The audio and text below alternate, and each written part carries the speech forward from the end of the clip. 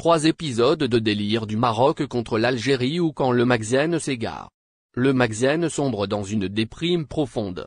Ses échecs diplomatiques répétés et l'estime que l'Algérie a gagnée aux Nations Unies depuis qu'elle siège au Conseil de sécurité en tant que membre non permanent lui ont causé un malaise dont il peine à guérir.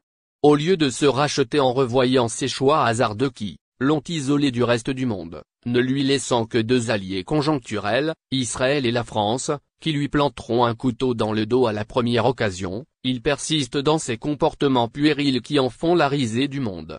Ce jeudi, les services secrets marocains ont lancé une fausse information hilarante sur les réseaux sociaux, chargeant leurs moucherons, et même des médias, censés être sérieux, de révéler une décision des autorités saoudiennes qui aurait poussé l'Algérie à déplacer son ambassade à Djeddah. Selon les Marocains qui ont relayé cet intox, l'Arabie saoudite aurait décidé de baptiser la rue dans laquelle se trouve notre représentation diplomatique avenue du Sahara marocain.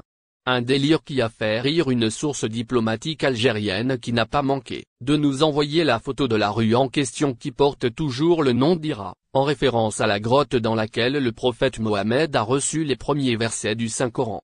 Dépourvus de scrupules, les auteurs de cette manipulation élèvent une affaire bassement politicienne au rang du vénéré messager de Dieu dont ils ôtent le nom de la caverne symbole de l'oracle, suprême blasphème, qu'aucun musulman digne de ce nom ne commettrait, à part le régime marocain adorateur zélé du marabout Macron et du nécromant Netanyahou. Araba, c'est un député marocain, ancien ministre de son État, qui a prononcé un discours dans lequel il a harangué les Algériens, lui prodiguant des conseils avisés sur l'attitude à adopter aussi bien en Algérie que par rapport aux questions internationales. Ce membre de ce que nos frères ricains appellent les toilettes de la France, Vespasienne, affirme-t-il, qui sert à Emmanuel Macron d'uriner sur les Marocains chez eux.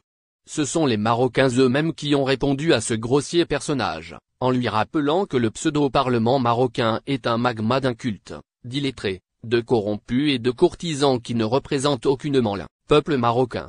Enfin, en Italie, une bouffonne de Yassine Mansouri, qui avait pour mission de profaner le drapeau algérien sur YouTube tous les jours, a reçu une visite des carabiniers qui l'ont sommé d'arrêter ses vlogs séances tenantes, en attendant d'être présentée devant le tribunal.